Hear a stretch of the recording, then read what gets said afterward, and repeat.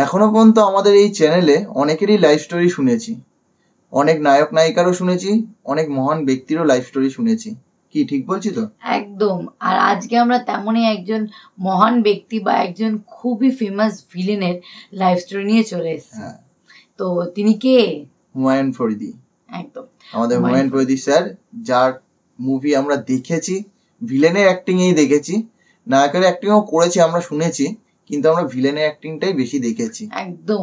তো তারই জীবনের কিছু কাহিনী আজকে আমরা শুনবো, কি করে তার ফিল্ম ক্যারিয়ারে আসা, কি করে তার ভিলেন হয়ে ওঠা, ফেমাস একটা ভিলেন হয়ে ওঠা, সমস্ত কিছু আজকে আমরা এই ভিডিওর মাধ্যমে দেখে নেব। তো চলো ভিডিওটা রিঅ্যাক্ট করে নি।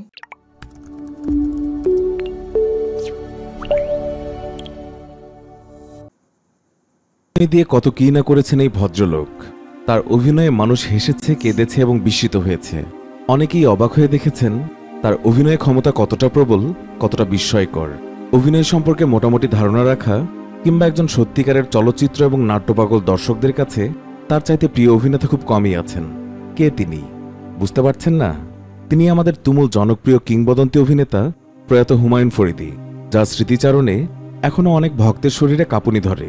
কোনোভাবেই মেনে নিতে পারেন না তার চলে যাওয়াকে। 1965 সালে মাত্র 13 বছর বয়সে একবার তিনি বাবার বেতন থেকে 10 টাকা চুরি করেছিলেন। সেই টাকার কথা তাকে জিজ্ঞাসা করা হলে এমন একটা ভাব নেন যেন টাকা চুরি করার প্রশ্নই আসে না। এই মিথ্যে ভাব নেওয়ার পরেই হুমায়ুন ফরিদি নিজের অভিনয় প্রতিভা সম্পর্কে সেদিনই বুঝতে পেরেছিলেন, আর সেখান থেকে তার পথ চলা শুরু। তারপর অর্জন করেছেন কত সম্মান, কত ভালোবাসা। এর মাঝে কিছু আক্ষেপও রয়েছে। আমাদের আজকের আয়োজনে জানব হুমায়ুন ফরিদি সম্পর্কে সেই সকল অজানা তথ্য ও তার জীবনের অনেক অবাক করা গল্প। কিংবদন্তি এই অভিনেতার অভিনয় আপনাকে বিমোহিত করে থাকলে এই ভিডিওটি অবশ্যই শেষ পর্যন্ত দেখবেন। 52 ভাষা আন্দোলনের সময় ঢাকার নারিন্দায় জন্মগ্রহণ করেন হুমায়ুন ফরিদি। বাবা এটিএম নুরুল ইসলাম ছিলেন জুরি বোর্ডের কর্মকর্তা। বাবার বদলির চাকরির সুবাদে ফরিদিকে মৌলভীবাজার, ব্রাহ্মণবাড়িয়া, চাঁদপুর, কিশোরগঞ্জ, মাদারীপুর সহ অসংখ্য জেলায় ঘুরতে হয়েছে। তার মা বেগম ফরিদা ইসলাম একজন গৃহিণী ছিলেন।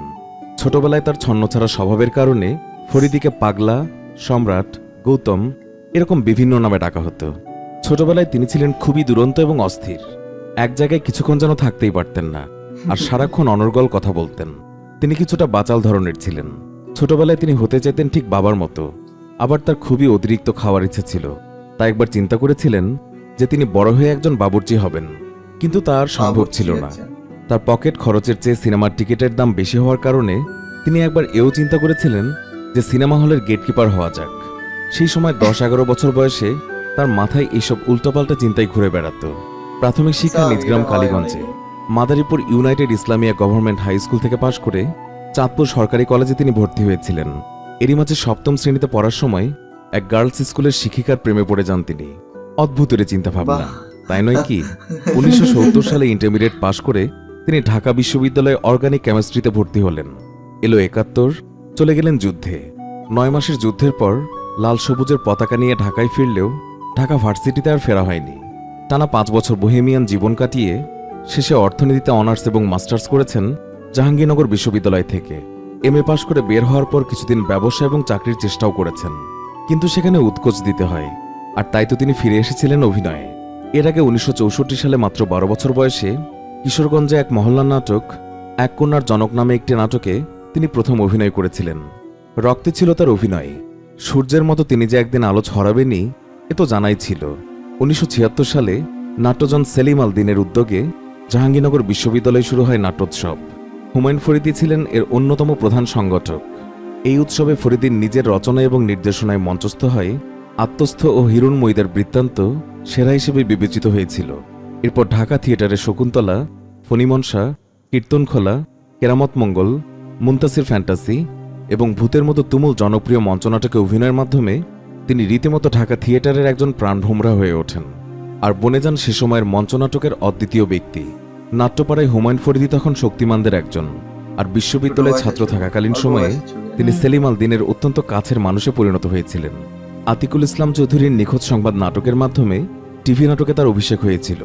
তবে 1983 সালে সেলিম আল দিনের রচনা এবং নাসিরউদ্দিন ইউসুফ বাচ্চুর পরিচালনায় সেই সময়কার তুঙ্গস্পর্শী জনপ্রিয় প্যাকেজ নাটক ভাঙনের শব্দশুনি নাটকে টুপিদারিওয়ালা গ্রামের মিচকা শয়তান সিরাজ তালুকদারের যে চারিত্রিক রূপ তিনি দিয়েছিলেন, আর সেই নাটকে তার সেই অমোঘ ডায়ালগ আরে আমি তো পানি কিনি, পানি দুধ দিয়া খাইবা না খালি খাইবা বাজান। সেই নাটকে ফরিদির সেই ডায়লগটি সে সময় মানুষের মুখে মুখে রটে বেড়াতো। এরপর একে একে করেছেন হঠাৎ একদিন দূরবীন দিয়ে দেখুন, কোথাও কেউ নেই, বকুলপুর কত দূর, অনেক নাটক ভবের করেছে। হাট, এরকম আরো অবশ্য সেই অসংখ্য সময় অগণিত নাটক, তুমুল থিয়েটার জনপ্রিয় এগুলোই টিভি চলতো। নাটক বাঙালির মধ্যবিত্ত সামাজিক জীবনধারাকে তিনি আনন্দে ভরে তুলে দিয়েছিলেন তার মন ছুঁয়ে যাওয়া অভিনয়ের মাধ্যমে। ফরিদির নাটক মানে বিটিভির সাদা কালো পর্দায় পুরো বাঙালির চোখ আটকে যাওয়া। তিনি কখনোই হতাশ করতেন না, এত প্রাণবন্ত এবং এত জীবন্ত যেন আমাদের চারপাশের মানুষগুলোই জীবন্ত হয়ে যেত হুমায়ুন ফরিদির বিস্ময়কর অভিনয়ে। বিখ্যাত সংসপ্তক নাটকে হুমায়ুন ফরিদির কানকাটা রমজান চরিত্রের অভিনয় যারা দেখেছেন তারা ফরিদিকে স্থান দিয়েছেন একেবারে হৃদয়ের মাঝখানে। 1990-এর দশকে তিনি সিনেমার রূপালী জগতে পা রেখেছিলেন। 90-এর গোড়া থেকেই হুমায়ুন ফরিদির বড় পর্দার জীবন শুরু হয়েছিল। বাণিজ্যিক এবং বিকল্পধারা মিলিয়ে প্রায় 250টি ছবিতে তিনি অভিনয় করেছিলেন। নেগেটিভ কিংবা পজিটিভ, অর্থাৎ নায়ক এবং খলনায়ক দুই চরিত্রতেই তিনি ছিলেন অত্যন্ত সাবলীল। এক কথায় যাকে বলে ভার্সেটাইল। একসময় মানুষ আর নায়ককে নয় বরং একজন ভিলেনকে দেখতেই হলে যেতেন। আর সেই অপ্রতিদ্বন্দ্বী খলনায়ক হলেন হুমায়ুন ফরিদি। প্রায় 1.5 দশক ধরে তিনি দর্শকদেরকে প্রায় চুম্বকের মতো সিনেমা হলে আটকে রেখেছিলেন। 2003 সালের পর সিনেমা প্রায় ছেড়ে দিলে দর্শকও হল বিমুখ হতে শুরু করে। তার অভিনীত শেষ সিনেমা এক কাপ চা 2014 সালে মুক্তি পায়। নাটকে অসামান্য অবদানের স্বীকৃতি মেলে জাহাঙ্গীরনগর বিশ্ববিদ্যালয়ের সম্মাননা। আর 2004 সালে মাতৃত্ব সিনেমাতে সেরা অভিনেতা হিসেবে পেয়েছিলেন জাতীয় চলচ্চিত্র পুরস্কার। ঢাকা বিশ্ববিদ্যালয়ের নাট্যকলা বিভাগে তিনি কিছুদিন অতিথি শিক্ষক হিসেবেও পাঠদান করেছিলেন। হুমায়ুন ফরিদি ছিলেন একজন ভোজন রসিক। তিনি খেতে খুবই পছন্দ করতেন। তিনি মনে করতেন যে পৃথিবীর বেশিরভাগ সৃষ্টিশীল মানুষই মূলত খাদ্যরসিক। খেলাধুলাও খুব পছন্দ করতেন তিনি, আর ক্রিকেট ছিল তার সবচেয়ে প্রিয় খেলা। বিশ্ববিদ্যালয়ে পড়াকালীন সময় ক্রিকেট খেলেছেন সে সময় নিয়মিত। সচিন টেন্ডুলকার ছিল তার প্রিয় ব্যাটসম্যান, আর বাংলাদেশের বাইরে প্রিয় দল ছিল শ্রীলঙ্কা।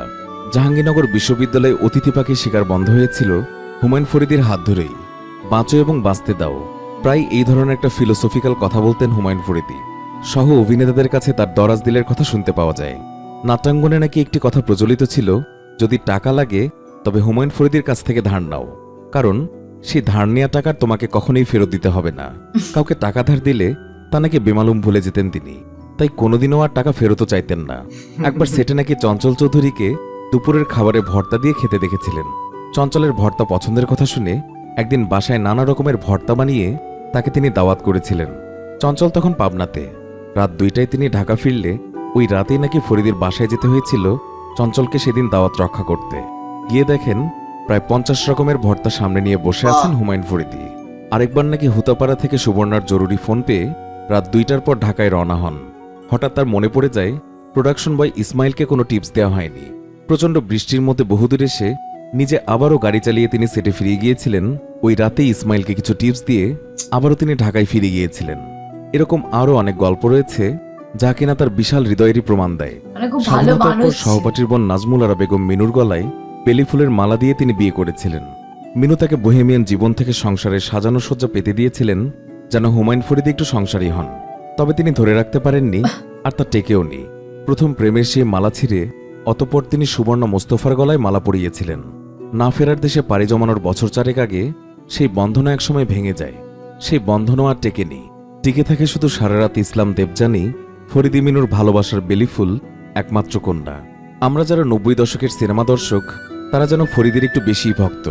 রেডিওতে তখন গাজী মাঝারুল আনোয়ারের কণ্ঠে সদ্য মুক্তি পাওয়া সিনেমার কথা শুনতাম। মাঝে মাঝে হুমায়ুন ফরিদির ডায়লগ শোনানো হতো। রেডিওতে ফরিদির নাম শুনলেই সে সময় সবারই কান উৎকর্ণ হয়ে উঠত। নিকটবর্তী হলে সেই সিনেমা আসলেই সবাই যেন হামলে পড়তাম আমরা। মনে পড়ছে একটি সিনেমায় অসংখ্যবার ফরিদির সংলাপ ছিল, আরে মাফ দে রে মাফ দে, লাশের মাফ দে। ভিলেন হিসেবে কোনো শত্রুর চেহারা মনে পড়লেই চোখ দুটো কাঁচের গুলির মতো ঘোরাতেন আর খ্যাস খ্যাস করে হাসতে হাসতে বলতেন, আরে মাফ দে রে মাফ দে, লাশের মাফ দে। অসংখ্য সিনেমার ডায়লগ মনে পড়ছে, কিন্তু সেসব আর উল্লেখ করার যথেষ্ট পরিসর কোথায়। একান্ত ব্যক্তিগত জীবনে অসম্ভব অভিমানী এই শিল্পী জীবনকে পিষে ঘষে পুড়িয়ে জীবনকে ধরে রাখার চেষ্টা করে গেছেন। এখনো দু চোখ বন্ধ করলেই তার অট্টহাসিতে কাঁচ ভাঙার শব্দ শুনি। বিস্ময়ে জাগা নিয়ে অভিনেতা হুমায়ুন ফরিদি সত্যি এখনো আমাদেরকে ঘোরের মধ্যে নিয়ে যান। এমন ক্ষমতা কজনের আছে বা কজনেরই থাকে। তিনি বিশ্বাস করতেন বন্ধুত্বের কোনো বয়স হয় না, সবাই ছেড়ে যায় কিন্তু বন্ধুরা থেকে যায় আজীবন। তিনি স্টাইল করতেন নিজের মতো, কখনো শার্ট ইন করা বা গুটিয়ে পড়তেন না। দিন যায়, মাস যায়, বছর পেরোয়। মিডিয়া জগৎ থেকে টেলিভিশন, সিনেমার পর্দা থেকে মঞ্চের রহস্যময় দুনিয়া, সব জায়গাতেই তার অনুপস্থিতি যেন দিন দিন তীব্র হয়ে উঠছে। জাহাঙ্গীরনগরের মুক্তমঞ্চ, বেইলি রোডের নাটকপাড়া, এফডিসির রংমহল, সবকিছুই হুমায়ুন ফরিদি ছাড়া খাঁখা করছে। তিনি ঠাঁই নিয়েছিলেন কোটি ভক্তের হৃদয়ে এবং তাদের মগজে এবং মননে। ফরিদি আছেন পৃথিবীর সমস্ত নাট্যমঞ্চের ড্রেসিং রুমে আর পাটাতনে। আছেন তিনি রূপালী পর্দার আড়ালেও, আর থাকবেন তিনি অনন্তকাল। তিনি তার ৬০তম জন্মদিনে শেক্সপিয়রের কিং লিয়ারে অভিনয়ের বাসনা ব্যক্ত করেছিলেন, কিন্তু সেই বাসনার পূর্ণ হয়নি। ৬০ বছর পূর্ণ হবার আগেই বহু অজানা এবং অপূর্ণ বাসনা নিয়ে তাকে চলে যেতে হয়েছে সেই না ফেরার দেশে। দেশের সিনেমা নাটক নির্মাণ জগতের বোদ্ধারা কেউ কেউ দাবি করেন যে প্রযুক্তির সর্বোচ্চ ব্যবহার করে নির্মাণের কারিশমা দিয়ে সে সময় যদি ফরিদিকে পরিপূর্ণভাবে ব্যবহার করা যেত, তবে উপমহাদেশের শীর্ষ সারির একজন অভিনেতা হিসাবে শুধুমাত্র তার নামটি সমুজ্জ্বল হয়ে থাকত। সহজ সরল এই অভিনেতার জন্ম হয়েছিল ১৯৫২ সালের ২৯শে মে, আর তার প্রস্থান হয়েছিল ২০১২ সালের ১৩ই ফেব্রুয়ারি। আদতে তার মতো কিংবদন্তির কি মৃত্যু আছে?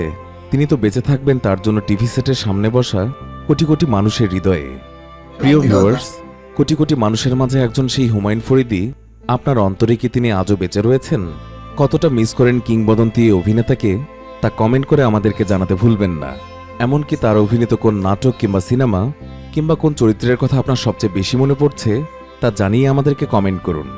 বাংলা চলচ্চিত্রে ও নাট্যাঙ্গনে প্রভাবশালী এই অভিনেতার জীবনের কথা নিয়ে আমাদের এই ভিডিওটি যদি আপনাদের ভালো লেগে থাকে, তাহলে অবশ্যই লাইক দিন এবং শেয়ার করুন। খুবই সুন্দর একটা লাইফ স্টোরি শুনলাম, মানে অসাধারণ লাগলো, কারণ এনার ব্যাপারে অনেক কিছু জানলাম। তো যথেষ্ট ভালো একজন, মানে একটার তো বটেই ভালো, বাট ভালো মনের মানুষ, ভালো মনের মানুষ সত্যিকারে। মানে শ্রদ্ধা আরো বেড়ে গেল এই লাইফ স্টোরিটা শোনার পর। আর এই ভাইয়া যেইভাবে স্টোরিটাকে গুছিয়ে বলেছে, সত্যিকারে খুব সুন্দর লাগলো। মানে পুরো ডিটেলসে বলেছে আর কি, যেইভাবে তার শুরু হয়েছিল জীবন, যেইভাবে উনি ফিল্ম জগতে এসছে, সবকিছুটাই গুছিয়ে বলেছে। বলো, একদম মানে খুবই ক্লিয়ারলি বলেছে। তো অরিজিনাল ভিডিওটার লিঙ্ক আমরা দিয়ে দেবো ডেসক্রিপশনে, তো তোমরা চাইলে অরিজিনাল ভিডিওটাও দেখতে পারো গিয়ে, মানে যদি আলাদা দেখতে চাও। একদম, এই ভিডিওতে তো আমরা পুরোটাই দেখেছি, স্কিপ কিছুই করিনি, পুরোটাই দেখেছি। আর ইনার যদি ব্ল্যাক অ্যান্ড হোয়াইট পর্দায় কোনো নাটক তোমরা দেখতে চাও, মুভি তো আমরা দেখেছি ভিলেনের অ্যাক্টিং এ, বাট যদি কোনো নাটক দেখতে চাও, সেই নাটকগুলো যদি তোমরা আমাদেরকে খুঁজে দিতে পারো, অবশ্যই আমরা দেখবো। একদম নিশ্চয়ই দেখবো। আমরা ২-১টা মুভি দেখেছি, তো সেখানে তার অ্যাক্টিং আমরা দেখেছি, তো নাটকও যদি পাই অবভিয়াসলি কেন দেখবো না, যদি দেখতে পারি। মানে যেখান থেকে শুরু হয়েছে নাটক থেকে, যেই নাটকগুলোর কথা বললো, এখানে অনেক নাটকের কথা বলেছে, যে নাটকগুলো তো খুব সুন্দর অ্যাক্টিং করেছে। তো দেখার খুব একটা ইচ্ছা জেগেছে মনে, তোমরা পারলে একটু সাজেস্ট করো, আর আমরা যদি খুঁজে পাই তো নিয়ে অবশ্যই আসবো। আর ভিডিওটা কেমন লাগলো, এরকম একটা ভিডিও দেখালাম তোমাদেরকে। আশা করি তোমরা অনেকে আগে হয়তো শুনেছো, দেখেছো, আর আমাদের থেকে বেশিই জানো ইনার সম্বন্ধে। একদম, তো তাও আমাদের সাথে দেখলে জানলে তো। আর কার কার ইনাকে পছন্দ, মানে ভিলেন হিসেবে বা অ্যাক্টর হিসেবে, তো সেটাও কমেন্ট বক্সে কিন্তু লিখে দিয়েছো। একদম, তো চলো আজকে ভিডিওটা এখানেই শেষ কর। হ্যাঁ, সুস্থ থেকো, ভালো থেকো, দেখা হচ্ছে নেক্সট ভিডিওতে। ততক্ষণের জন্য টাটা।